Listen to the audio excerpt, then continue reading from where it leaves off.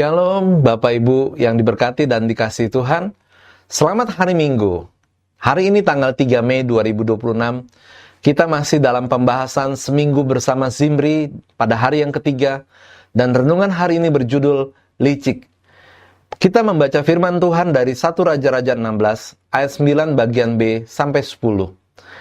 Ketika ia minum-minum sampai mabuk di Tirza, di rumah Arza yang menjadi kepala istana di Tirza, datanglah Zimri, lalu membunuh dia dalam tahun ke-27 zaman Asa, Raja Yehuda. Dan ia menjadi raja menggantikan dia. Licik artinya banyak akal yang buruk. Pandai menipu, culas, curang. Tindakan licik pasti merugikan orang lain.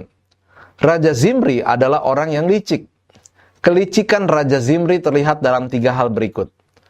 Bersembunyi di balik jabatan. Zimri, pegawai Raja Ela yang menjadi panglima atas setengah dari pasukan kereta.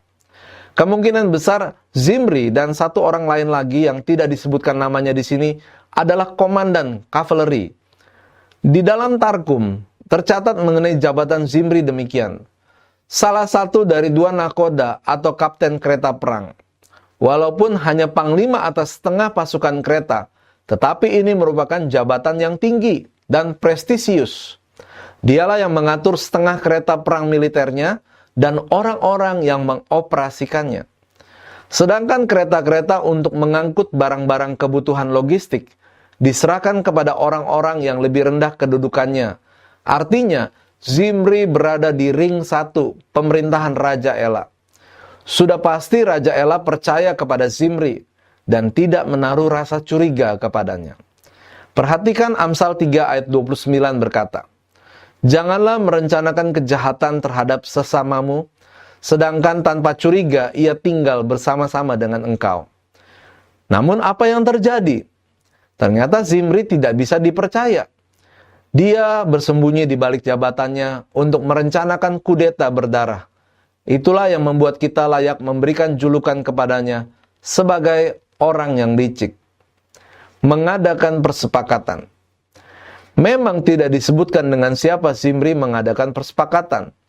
Tetapi kata persepakatan itu sendiri sudah menunjukkan 2 orang atau lebih yang terlibat di dalamnya.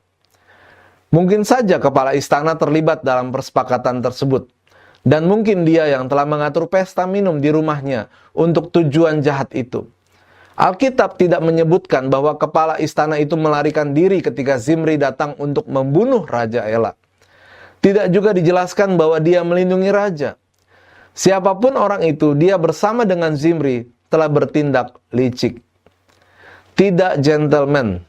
Menurut Kamus Besar Bahasa Indonesia, gentleman artinya yang pertama, orang yang berpendidikan baik, sopan, berbudi bahasa baik. 2. Bersifat kesatria, berani. Zimri tidak menunjukkan sikap gentleman. Situasinya adalah ketika Raja Ela minum-minum sampai mabuk di Tirza, di rumah Arza yang menjadi kepala istana di Tirza. Namanya juga mabuk. Maka Raja Ela dalam keadaan tidak waspada. Sangat mungkin penglihatannya kabur. Tidak tahu siapa yang datang dan mau berbuat apa. Dalam keadaan itu, Zimri datang dan membunuhnya. Ini namanya tidak gentleman. Sepertinya Zimri tidak berani menghadapi Raja Ela dalam keadaan normal. Maka dia pun bertindak licik seperti itu. Kita tidak boleh bertindak licik. Kita harus berterus terang kalau tidak sepakat dengan seseorang. Jangan merencanakan kejahatan terhadapnya di belakang dia. Kata-kata bijak, kelicikan adalah kejahatan di mata Tuhan. Apapun motivasinya, kita harus menjauhinya. Kalau tidak mau, Tuhan murka. Mari kita akan berdoa. Tuhan, jauhkan aku dari sikap licik terhadap sesamaku. Berikanku keberanian kepadaku untuk berterus terang kepada orang yang tidak aku setujui. Dalam nama Tuhan Yesus, kami berdoa dan mengucap syukur. Amin.